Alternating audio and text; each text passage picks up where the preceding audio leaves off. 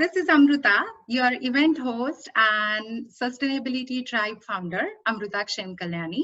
I would just briefly tell you about what is Sustainability Tribe and our initiatives. And then our main speaker, Rebecca Prince Ruiz, will start her talk. So I am basically a mechanical engineer and sustainability consultant, one of the first few certified in the Middle East. That was almost 13 years back. And so when I started working as a sustainability consultant, mainly in the construction industry at that time, I realized that the public awareness about this topic of sustainability was very low. So much that even the word sustainability was almost unknown to many people. So all the time at work, socially, people used to ask me what I do really as part of my job, as part of this position of sustainability consultant, and later on I became a sustainability manager.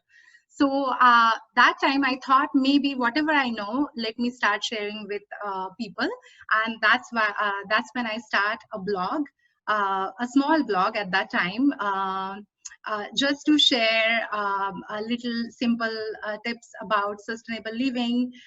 We used to call green living at that time because sustainable living was a very difficult term for people to know. And another thing is I always had this sustainable lifestyle myself, me and my family, especially because I was in the field as an expert working in that field. So I knew many things, and at that time people used to say that living sustainable in the Middle East or in the UAE is difficult, or there was a lot of confusion about it. So I started writing about my tips as well as sharing my experience, so that people know that it is possible, people can relate to it. And I basically wanted to raise the awareness and very passionate about spreading the right information about sustainability. Down the line, this blog became this website or online media, which you can see now, sustainabilitytribe.com. And over the period of time, it also became a grassroots movement, started in UAE and spread all over the Middle East. And we have many people from around the world as well joining our movement. The main goal behind this grassroots movement, or this media, or whatever you want to call it, is basically inspiring climate actions. Showing people the simple, easy ways of making lifestyle changes towards more environmental friendly, more socially inclusive lifestyle. And because social and environmental are two important necessary things to create something sustainable. Now down the line, back in 2016, actually after I became a mom, I started living more zero waste kind of a lifestyle, and that was kind of natural step for me, moving from sustainable lifestyle towards more conscious, more clean lifestyle. And that's where the term plastic free or zero waste started appearing more in our feed on socials as well as on a website. And I think I might be one of the first few person in the Middle East started having this zero waste lifestyle, going to the shops or restaurants, asking them to serve in my containers or buy things package free in my containers. And I have had quite a difficult time at that time, because people used to think that why she wants to do something like this. It was so unknown at that time.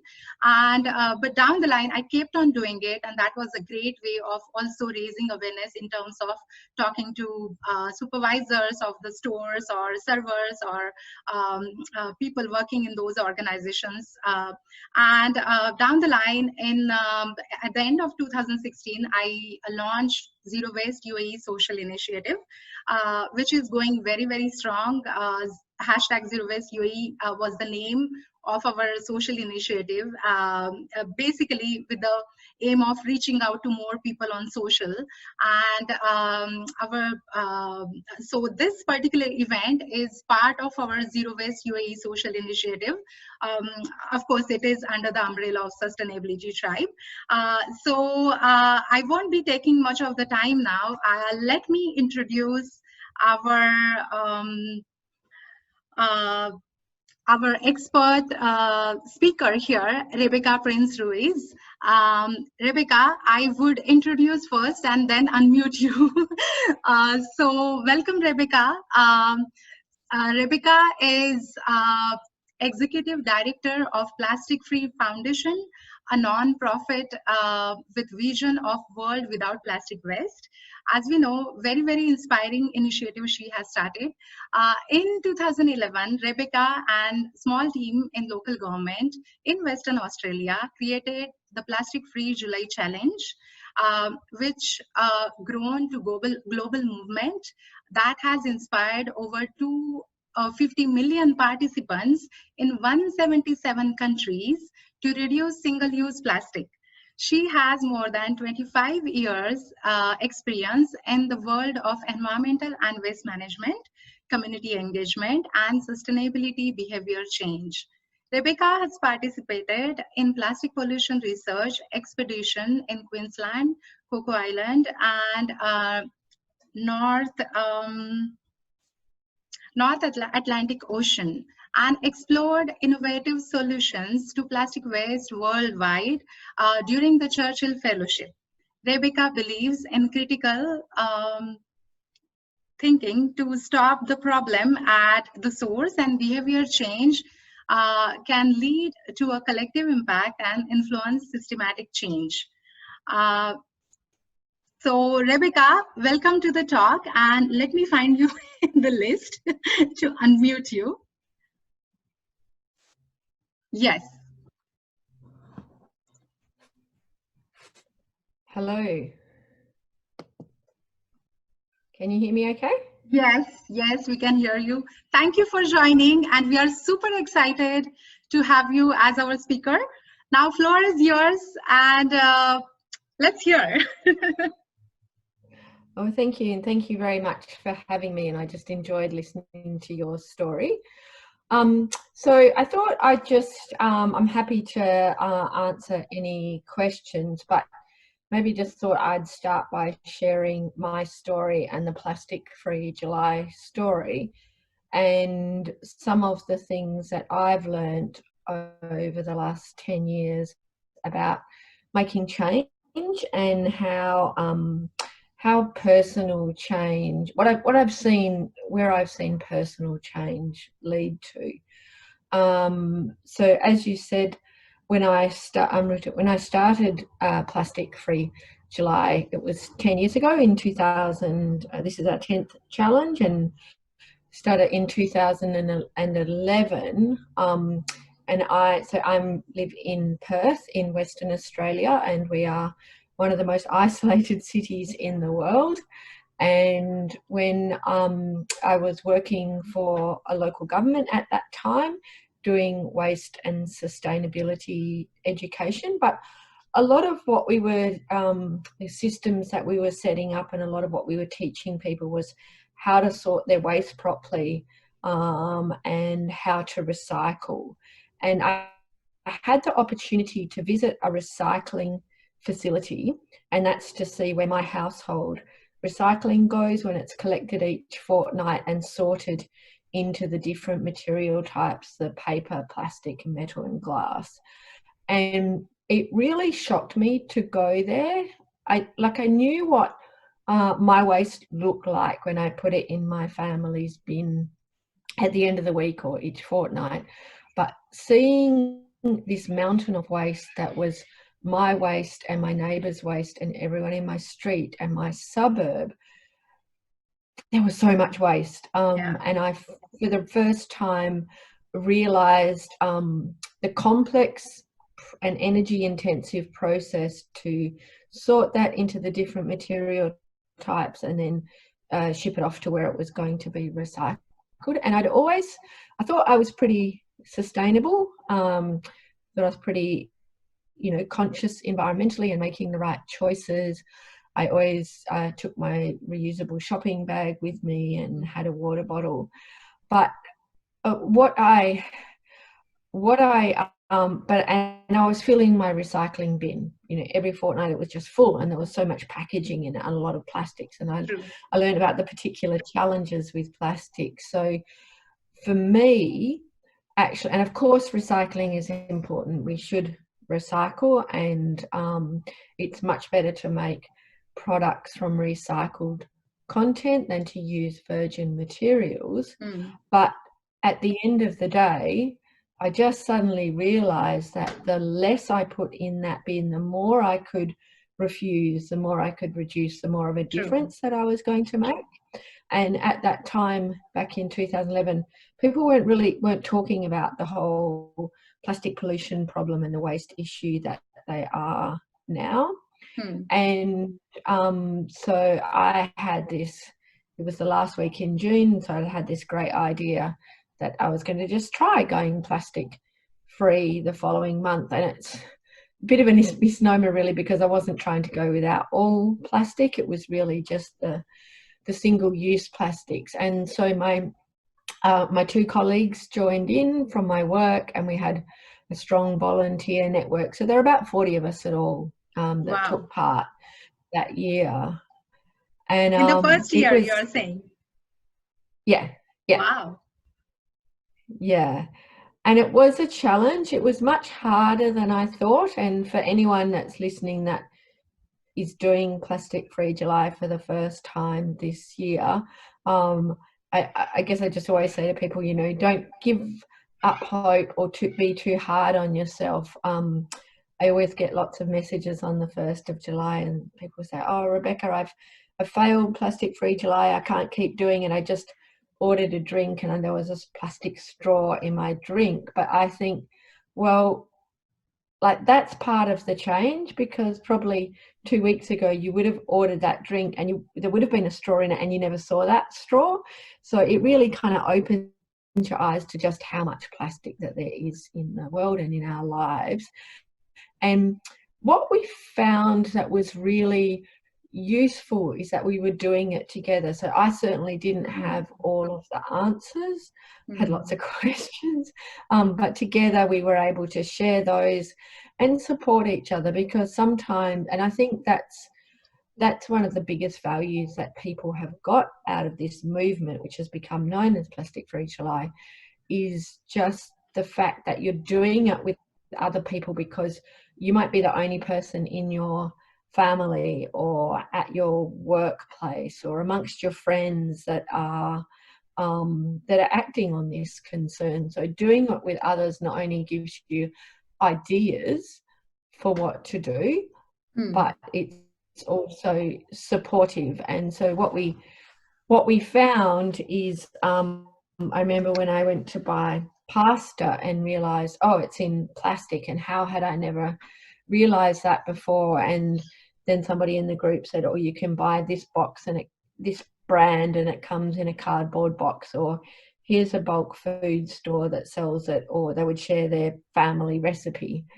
So that's something that's really, really nice about Plastic Free July, and it's still that sharing and that collaboration, and that rather than focusing on what you can't do, we look at what you can do. So the challenge has very much grown. Those excuse me, 40 people grew to 400 people the following year, and then 4,000 people. And it's really interesting. So we've done a lot of research over the last couple of years, and what we find, and this is globally, is that on average 8 out of 10 people say they're concerned about plastic waste ending up in the environment and ending up in landfills and ending up in the ocean. But so it's, and no one, I haven't met anyone who's okay with seeing animals, the turtles or the whales, ingesting plastic or being entangled with it. we all want to live in a clean environment. We all want that for ourselves and for our children and future generations. And what I guess what there is a quite a disconnect between our concerns and our values and our actual choices and behaviours. And I think that one of the reasons that plastic free July has grown so big for a number of reasons. One is that it is this shared concern, but unlike climate change, it's such a visual problem. And there's no denying the source of that problem. It's our waste, it's our plastic that's out there in the environment. And also it's a material, it's not abstract, because like we all, I mean, at this moment in time, greater than any other point since we've been in history, since we've been doing the challenge, we are all living in very different circumstances, like where I feel like when I'm one of the luckiest people in the world, here where I live, my state government closed our borders very early. We have no community transmission and life's kind of almost back to normal. But talking to people in the US the other day, they're not even allowed to take their own reusable bags. So we're all living in different times and in different ways. But we are pretty much, it doesn't matter who you are, where you live, or what your circumstances are. We all pretty much encounter single-use plastic on a daily basis. So it's a problem of shared concern. It's something we can all relate to because we're all using it. And what Plastic Free July does is it's a personal challenge. It's all about action. It's all about not about being perfect. It's about doing what you can where you are, in your circumstances. And I guess I'd kind of say further on from that this year there are obviously even more challenges as we've shifted to much more, having to use plastics in our healthcare and our medical systems, and in many places not being able to use reusables in the same way. So there's certainly challenges there, but at the same time, I think that we also need to be really mindful that and the reason we decided to continue to do Plastic Free July this year and not just say, right, we're not doing it for 2020 or make it plastic free September, is that at the end of the day, reducing our use of single-use plastic, trying to choose products with less packaging, saying no to unnecessary plastics, fruit and vegetables packaged in it, or things like those straws or free plastic giveaways, like all of that, being less wasteful, being more resourceful, is of great value to people. And it's been interesting to watch around the world as people start to, as they're at home more, start to bake more or learn new skills. Something that I learned, that I read a little while ago as I was doing research for my book, was that globally 30% of all the food that we grow is wasted, like 30%, almost a third. In my country, it's 40%. And in my country, a lot of that happens at the household level. And I've been thinking about that a lot. And I've been, like, I know that for myself and for many people doing Plastic Free July, it's not just about, right, well, I'm not going to use single-use plastic, but I'm going to swap my plastic bags for paper bags, or just switch from a plastic container to a tin.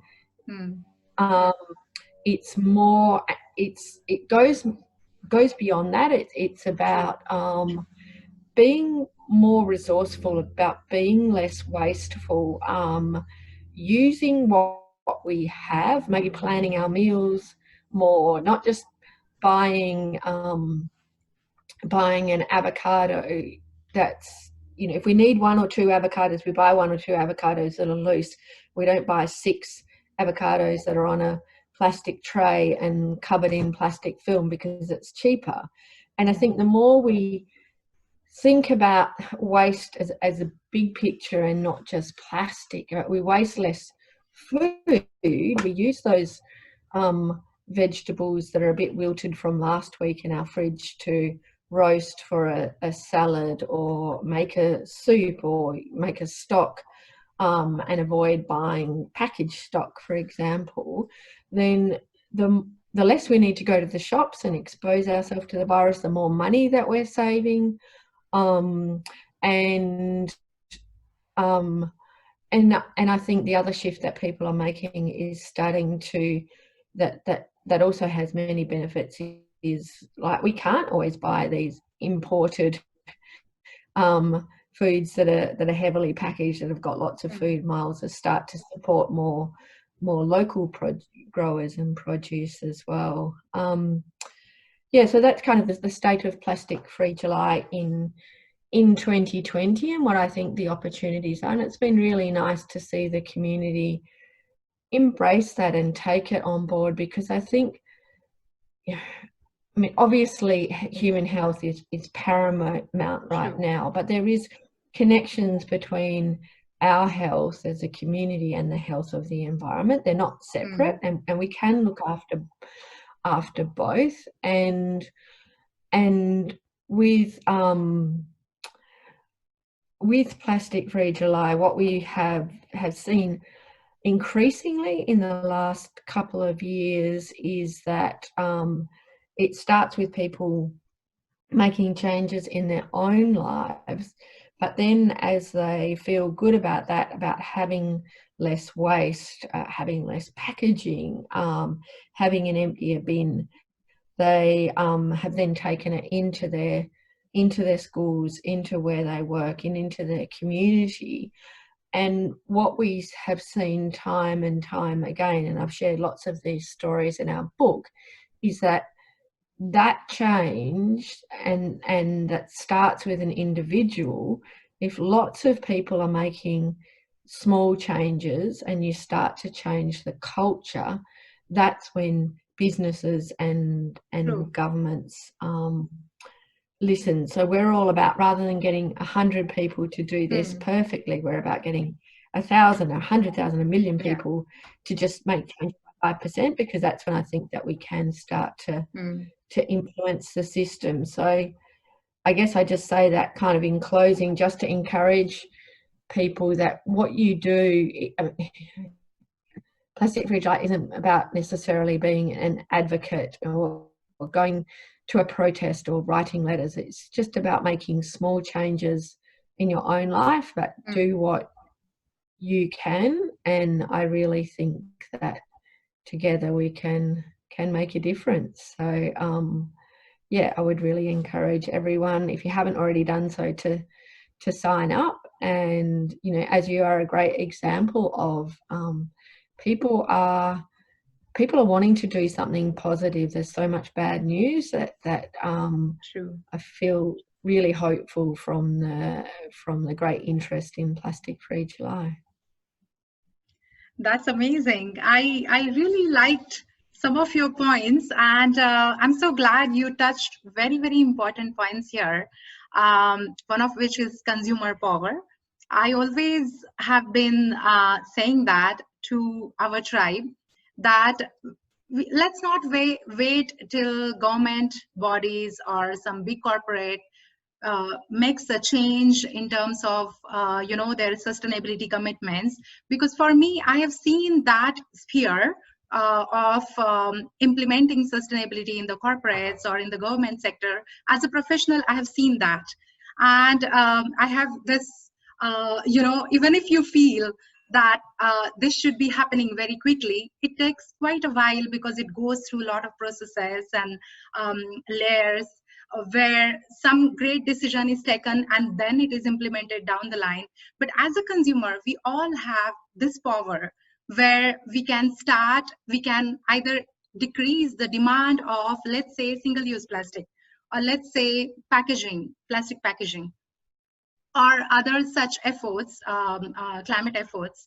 And if we start moving towards that direction, it is we have bigger power to bring them or accelerate that change from their side, which they are anyways going to do down the line. But they will definitely accelerate when they see that push from consumer. So I'm really glad you touched that point. And another thing I liked is about the swaps, because I have seen plastic free July. Everyone talks about the plastic, the popular swaps, what could be replaced. Let's say plastic straw could be replaced by stainless steel straw or things like that.